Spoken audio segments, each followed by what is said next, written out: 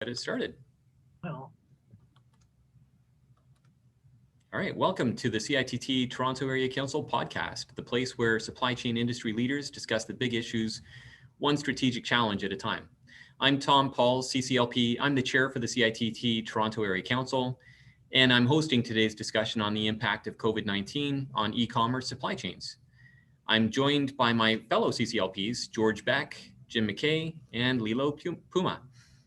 George is a logistics professional with about over 20 years of experience in both operations and sales, primarily in the realm of third-party logistics. He's currently doing some consulting through his own firm. He's also a member at large for the CITT Toronto Area Council. Jim McKay is a logistics executive in the courier sector with extensive experience developing logistics strategy in retail. And Lilo Puma is a senior supply chain executive with 20 years in retail. As for me, I'm Tom Pauls. I'm the managing director for supply chain and logistics recruitment firm in Mississauga. I also volunteer with CITT as the chair for the CITT Toronto Area Council. So I'm going to turn it over to George for our first question. well, gentlemen, thank you very much for joining us this morning. I know we all have busy schedules, and it's great to have these fireside chats about logistics and supply chain. But it's been a year now since we've been under this COVID pandemic. And I guess one of my questions is servicing the increased volumes of e-comm really requires a lot of resources. And I'm curious as to what have been some of the most unique challenges. And the second part of the question, and how has that impacted any service standards or operational things you need done? Maybe, either of you can respond because you're both in different parts of the business. So I'd be curious.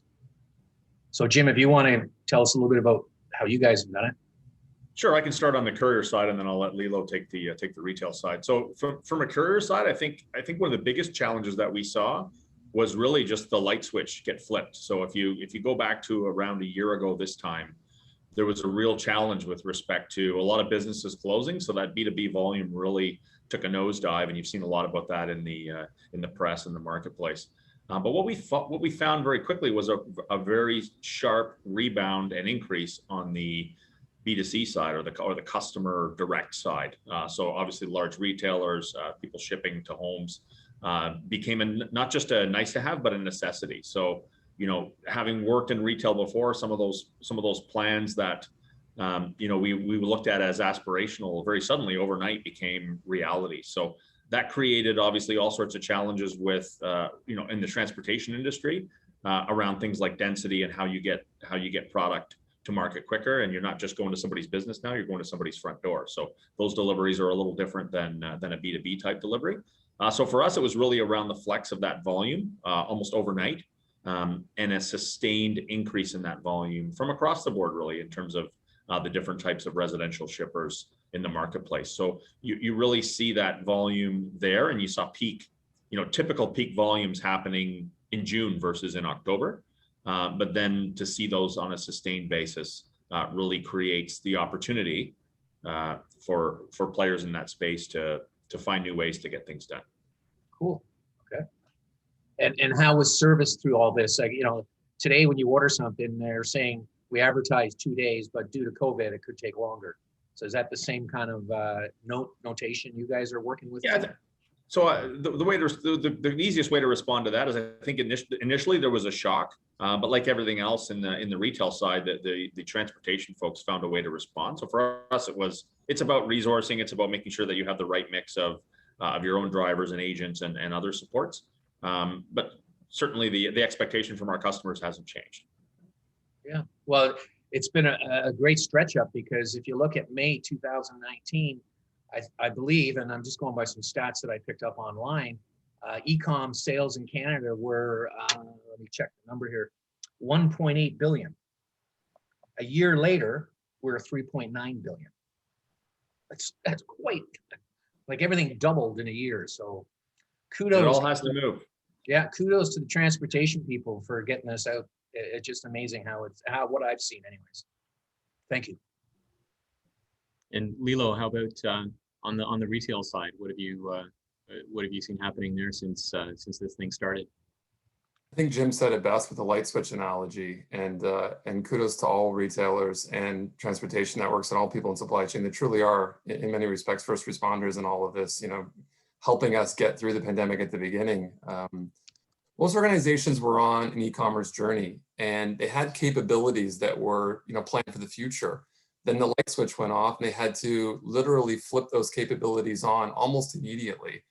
When you're building infrastructure at that pace, the only option you have to, accomplish your goals is to leverage labor against it. And so with enough time, you could have built sophisticated models to execute your e-commerce tasks, but in the lack of that time, you had to use expensive, laborious approaches to very simple tasks. And so we had to redeploy lots of labor in lots of parts of the retail space, which took them away from customer-facing activities. So there was definitely a different feel in most retail organizations at the beginning until they found their way to be more sophisticated, get some time back, pull the people away from the laborious tasks and get to the front facing.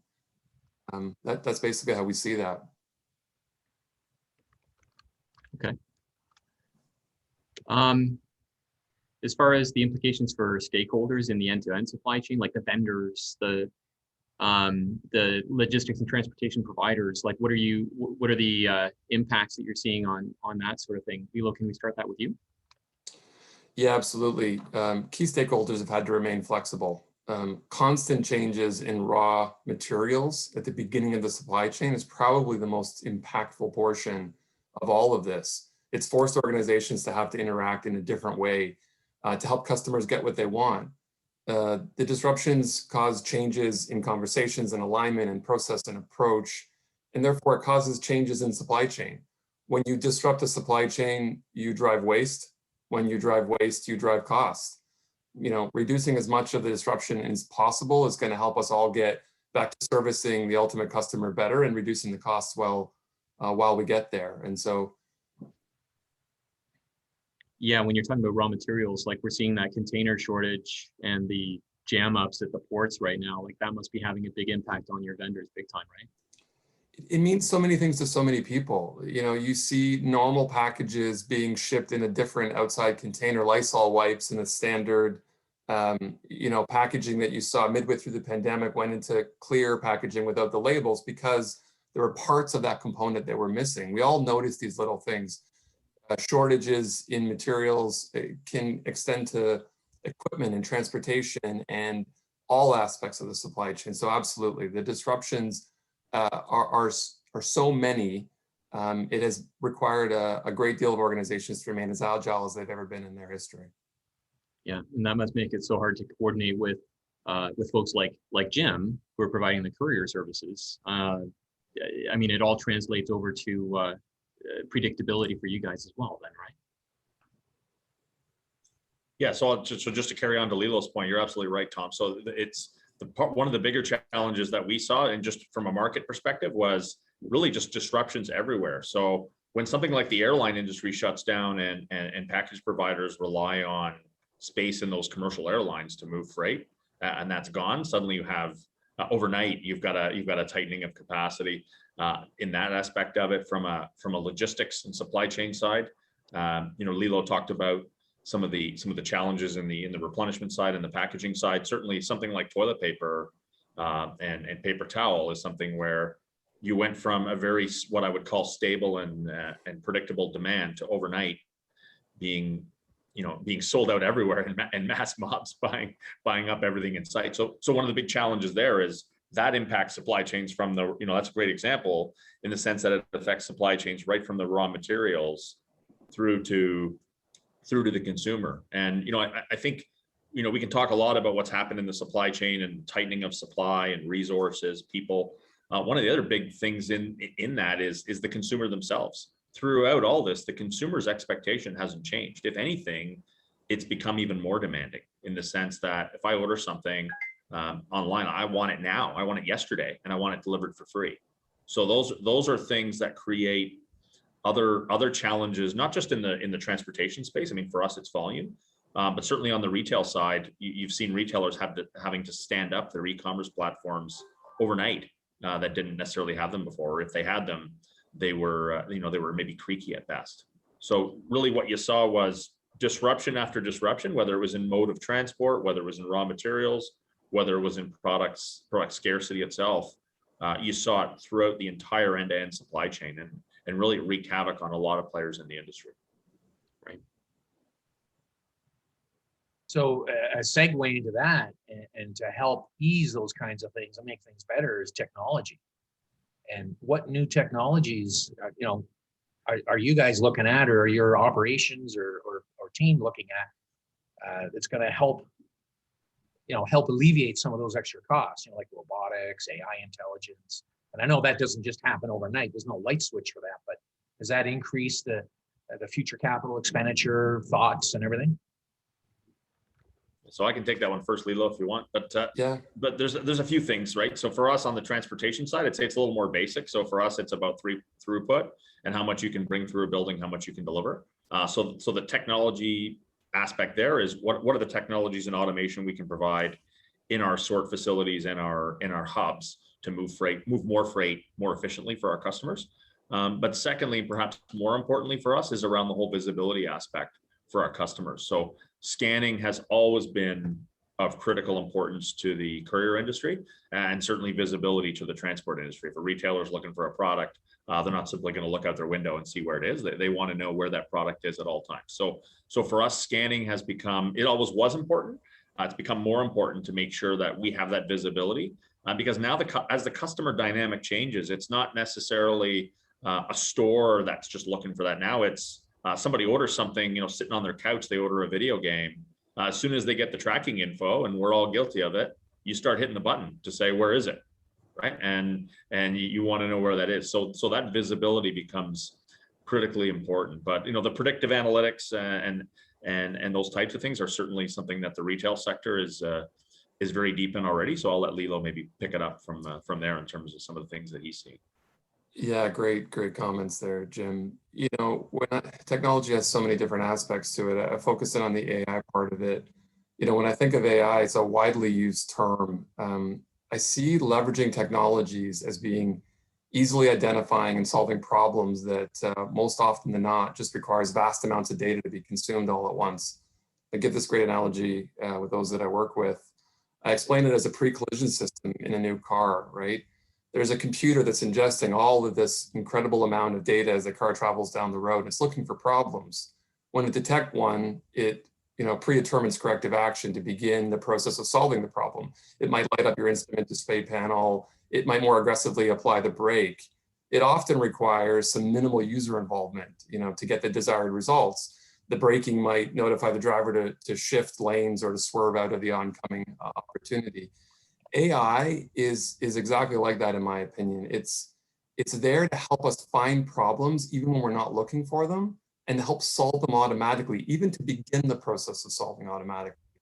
That drives efficiencies. That helps with cost reduction. It's the wave of how many of our approaches and processes should behave in the future, and we're just at the beginning of this very long journey. So there's so much more to explore and to take advantage of. Yeah, you've hit it with AI, because I've talked to a few people that are even on the transportation side, and they've converted a lot of their customer service, the initial calls, into an AI process, which initially is good, but again, who likes to be on the end of the phone pressing 1, then 4, then 10?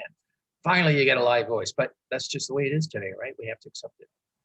Absolutely, got to find efficiencies wherever they are. Yeah.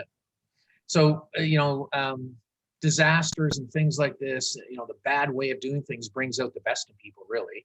And I've seen a couple things over the last year that have impressed me about people, and I'm curious, what are 1 or 2 amazing process changes or actions that have taken place in your organization that's impacted you in a very positive manner? Yeah, I can start with that.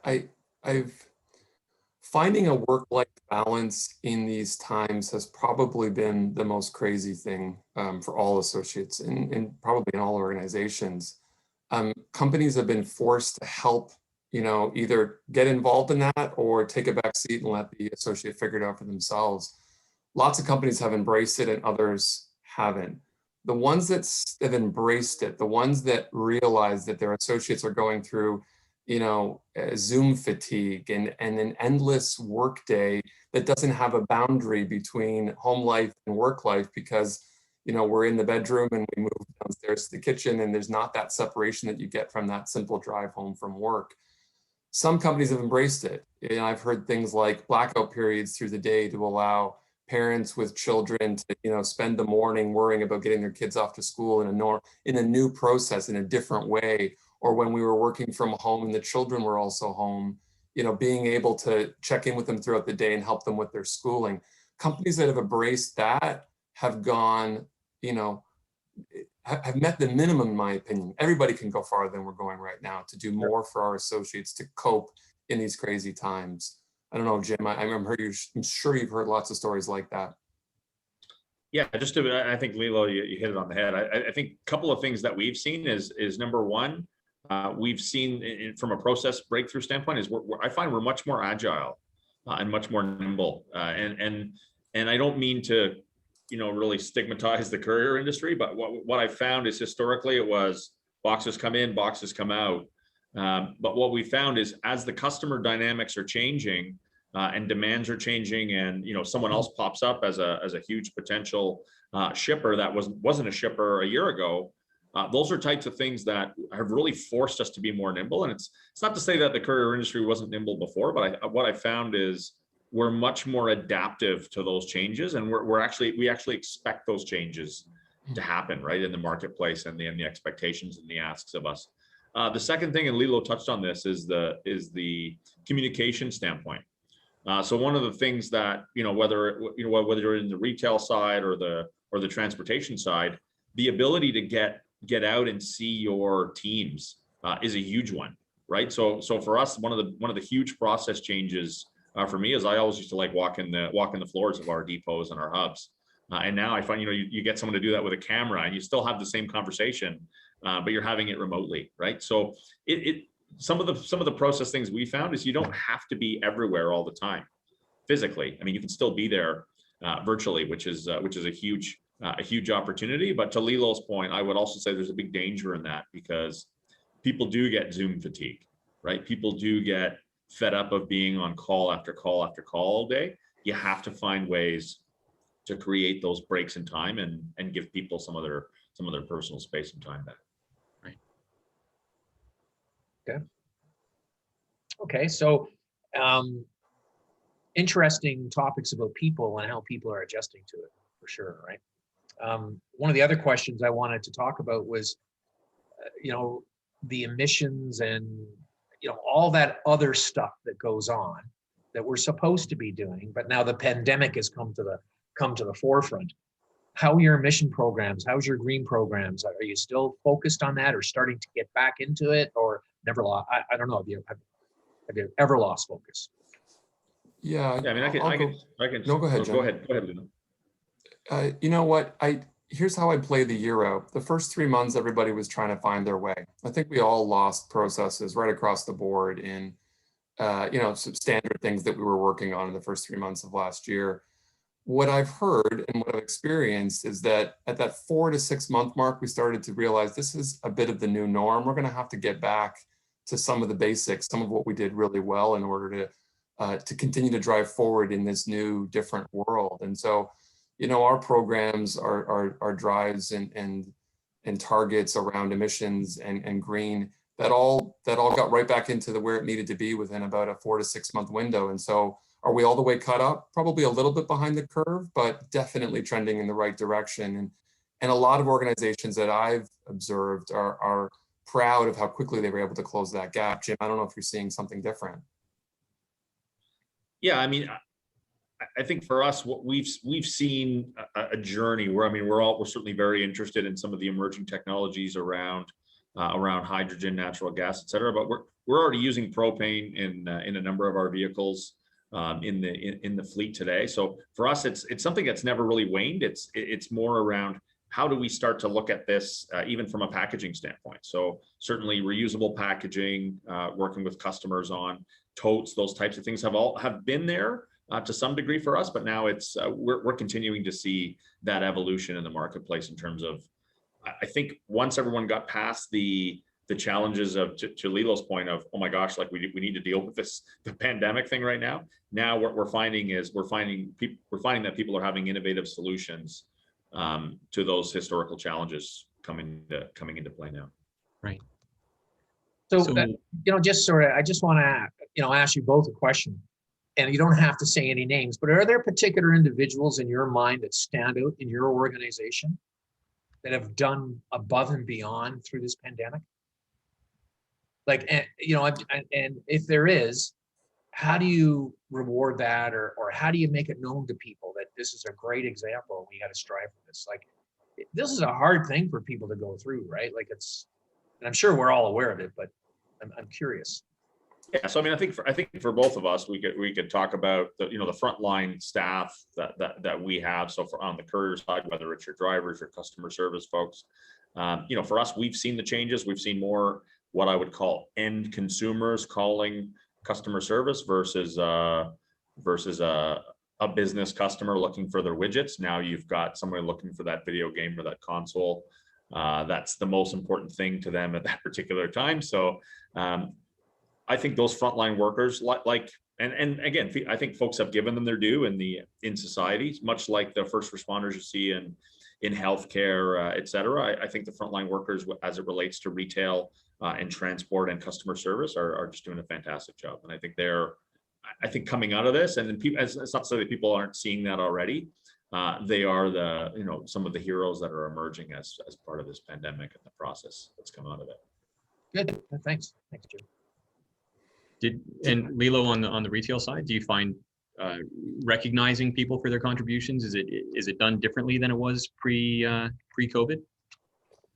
To be honest, no. I think that if recognition is a normal part of your DNA, if a normal part of your infrastructure, your beliefs, your core values, it's always there. The way in which you recognize will continue to be, paramount importance inside of your organization. What we found different was, to how Jim described it, the wider world started to appreciate what people that may have been seen in different, less important tasks in the past were seen as absolutely critical in their current state. And what I mean by that is, every time I would go to a grocery store, I would thank the associate that was checking me out for all that they're doing. They were putting themselves in a difficult situation each and every day while I was sitting, in the protection of my house. And you saw lots of examples where people were going out of their way to thank them for all those efforts, whether it be in transportation, in retail, the frontline staff of all of those organizations are getting the recognition they've always deserved more widely from the industry, in my humble opinion.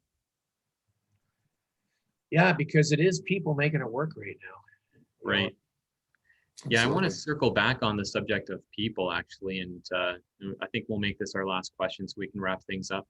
So both Lilo and Jim talked a little bit about the work-life balance, about Zoom fatigue. So what have you again, you kind of touched on this already, but maybe just to focus a little bit more on it, what have you done to be able to keep the attitudes and the culture strong in your workplaces? Yeah, so I can start. I mean, the first thing we did was we were very lucky at the start of the pandemic. We managed to get all of our, what I would call office folks, home and working remotely as if they were in the office. So through remote servers, et cetera. That was a huge thing, because it really, and Lilo talked about this before, it removes, you have folks working from home, but you're actually removing the transit time, the commute time to work, those types of things, which has been a huge deal for them. And then for us, it's around, how do we keep that going? How do we keep the engagement going with those folks? So technology's been a good segue for us in terms of how we make that happen. But going forward, the question will remain is will people actually come back to the office at all? I think there'll be some that will, just because of the social aspect of what we do day to day in our business. But for us, again, it's in terms of the people, it was very difficult at the start to stay engaged, because it was such a shock for those first couple of weeks. It was really feeling out how we would move forward. But now I think it's become the norm. I think we do a lot of, I think we have a lot more FaceTime even with our employees through video, as much as it's a little less personal. We have some great opportunities to do that. So I'll pass it to Lilo for his thoughts. Yeah, Jim, you say it so well. Listen, everybody that works in an organization of any kind has had a great deal of anxiety, personally, professionally, and the anxiety levels have been at their highest, trying to balance work and life in the last little bit. You got to sometimes just go back to the fundamentals. Are you communicating enough? Are you reaching out? Are you doing those one-on-one conversations? Are you doing group sessions, providing updates? People feel isolated, and although you have to find the balance between Zoom fatigue and complete isolation, getting people on a group, whether it be for work or even in a social setting. Some organizations, my teams have been involved in some Friday afternoon, just no work, how's your life going types of conversations. And those little olive branches, those small things you're doing to help make people even just this much less anxious each and every day makes all the difference. Absolutely. The direction that I've been trying to share as much as possible is don't look for this awe-inspiring way of changing things. Just do as many little things as you possibly can for your people, because they will appreciate it. And it's going to help you. It's going to help them. It just helps everybody through this difficult time. Great answer, Neil. Great answer. It's looking after the little things. Yeah, thanks so much. So I think we'll just wrap it on that note. That's great. So thanks so much for participating. Thanks to our listeners for listening in, and big thanks to our panelists for your participation in this discussion. Really, really appreciate your time. For our listeners, if you like this podcast, if you found the information helpful, please like and share the content. And yeah, we'll see you again soon. Thanks, guys. Thank you, Thanks for gentlemen. having us. Stay safe, everyone. Okay? Yeah, Stay stay safe. safe. Stay safe.